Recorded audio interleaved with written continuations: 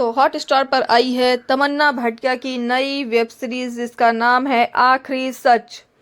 तो आखिरी सच एक कहानी है एक मर्डर इन्वेस्टिगेशन की, जिसमें तमन्ना भाटिया एसीपी हैं।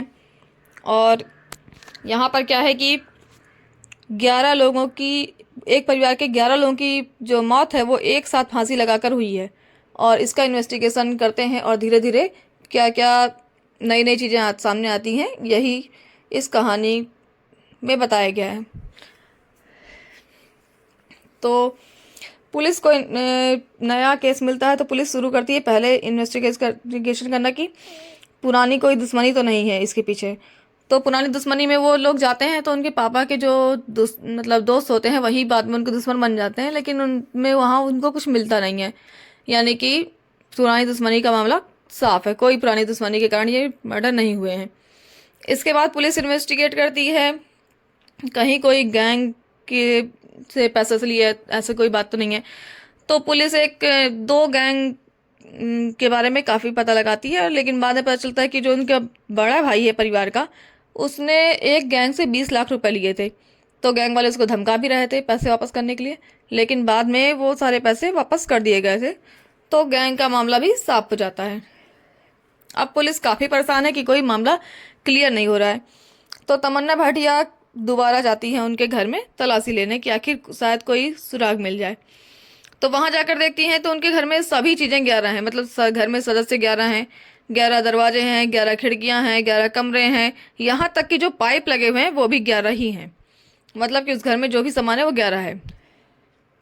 उनके यहाँ कोई भी काम भी होता है तो वो भी 11 के ही क्रम में होता है। जैसे कि शादी की डेट है तो वो 11 को ही निकलेगी, और महीना भी 11वां ही होगा, यानी कि नवंबर। तो पुलिस को लगता है कि कहीं ये किसी बाबा का चक्कर तो नहीं है या फिर किसी तांत्रिक का। तो फिर पुलिस एक उनके परिवार की लड़की की जिसकी एंगेजमेंट हाल ही में हुई थी, उसकी एंगेजमेंट का वीडियो मंगाती है। तो वीडियो में मिलते हैं एक बाबा जी। तो फिर पुलिस उन बाबा जी का पीछा करती है। तो बाबा जी को पुलिस के ही कुछ अधिकारी खबर लीक कर देते हैं मीडिया में कि पुलिस बाबा के आश्रम जा रही है। तो बाबा आश्रम से गायब हो जाते हैं। उसके बाद पुलिस बाबा का पीछा करते करते पहुंचती है छतरपुर एमपी। वहाँ बाबा जी एक होटल में मिलते हैं, जो कि बिल्कुल नए अवतार में मिलते हैं। फिर बाबा वहाँ पर उन पुलिस को काफ़ी सारी बातें बताता है, जो कि परिवार के बारे में, जो परिवार का छोटा बेटा है भुवन, उसकी मानसिक स्थिति के बारे में, कि वो किस प्रकार बाबा के संपर्क में आया, उसने बाबा को अपने बारे में क्या क्या बताया, यही सब।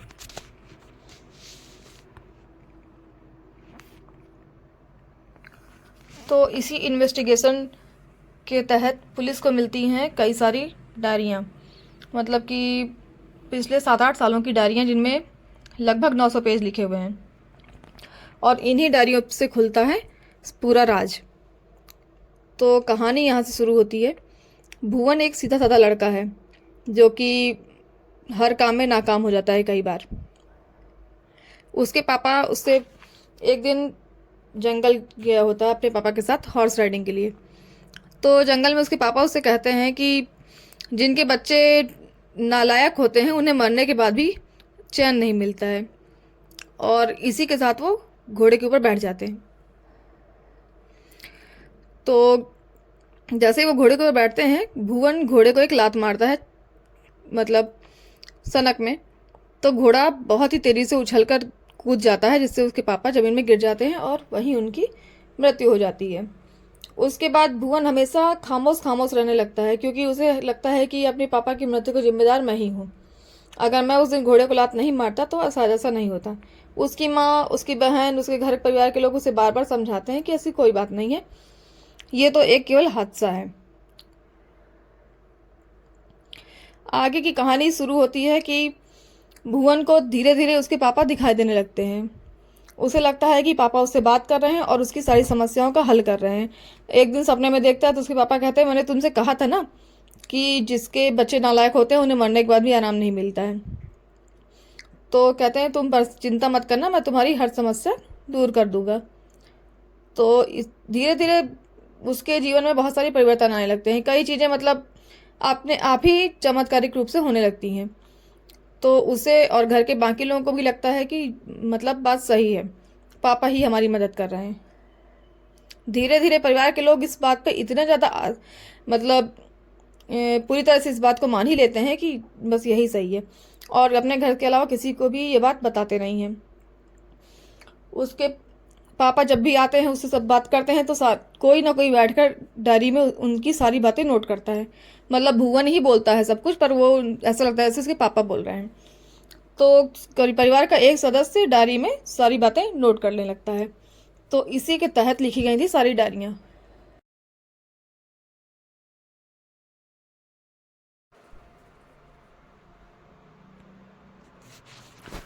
तो एक दिन भुवन को लोन लेने की जरूरत पड़ गई। 2 करोड़ का लोन लेता है। तो इसके लिए वो अपने पुश्तैनी घर की कागज़ों को गिरवी रखने के लिए पुश्तैनी घर जाता है। तो वहाँ उसको वो सारे कागज़ मिलते हैं जो उसके मतलब पुश्तैनी मकान के हैं, और साथ ही के साथ उसको एक कागज़ गोल गोल लपटा हुआ मिलता है। उसमें लिखा होता है एक साधना। तो उसको लगता है कि उसके पापा चाहते हैं कि वो ये पूरे घर के लोग वो साधना करें। उस साधना में क्या होता है कि सभी लोगों को पेड़ की जटाओं की तरह लटकना है, और 15 मिनट तक एक मंत्र का जाप करना है। और उस मंत्र के जाप के बाद जो वो वहाँ अपने पास एक कटोरी में जल रखेंगे, और वो पानी अगर लाल हो जाता है तो इसका मतलब है कि मंत्र सफल हो गया, और इस साधना के बाद उनकी सभी समस्याएं दूर हो जाएंगी। भुवन ऐसा घर वालों को बताता है। तो इसके अनुसार क्या होता है कि और ये होता है कि उसके जो पापा हैं उनको हमेशा के लिए मुक्ति मिल जाएगी, और अगर पानी का रंग लाल हो जाएगा तो उनके पापा उन लोगों को आखिरी बार दर्शन देंगे। उसके बाद फिर वो कभी नहीं आएंगे, उन्हें मुक्ति मिल जाएगी। तो इसके लिए क्या होता है कि सब लोगों को फांसी के फंदा लगाकर सबको लटकना होता है। अब भुवन के तो मानसिक रूप से वो उसी मतलब मानसिक स्थिति में रहता है कि बस जो है वही, जो उसे समझ में आ रहा है वही सत्य है।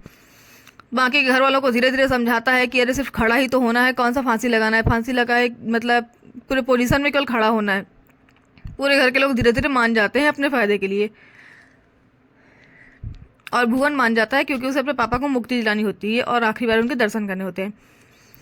तो इसी के लिए वो पूरे घर को खड़ा कर देता है उस तरह। तो 15-20 मिनट तक जब वो लोग मंत्र का जाप करते हैं और पानी का रंग नहीं, और हाँ सबकी आंखों में पट्टी बंधी होती है। तो 15-20 मिनट तक जब वो लोग जाप करते हैं और पानी का रंग लाल नहीं होता है तो भुवन काफ़ी दुखी होता है।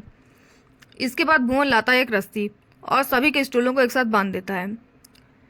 अब वो सब लोग फांसी की पोजीशन में तो खड़े ही थे, और उसने जैसे ही सभी स्टूलों को एक साथ बांधा, अपना वाला भी बांधा, और सबको एक साथ घसीट देता है क्योंकि साधना सफल नहीं हुई तो अब हमारे साथ कुछ बुरा होगा और बहुत बुरा होगा।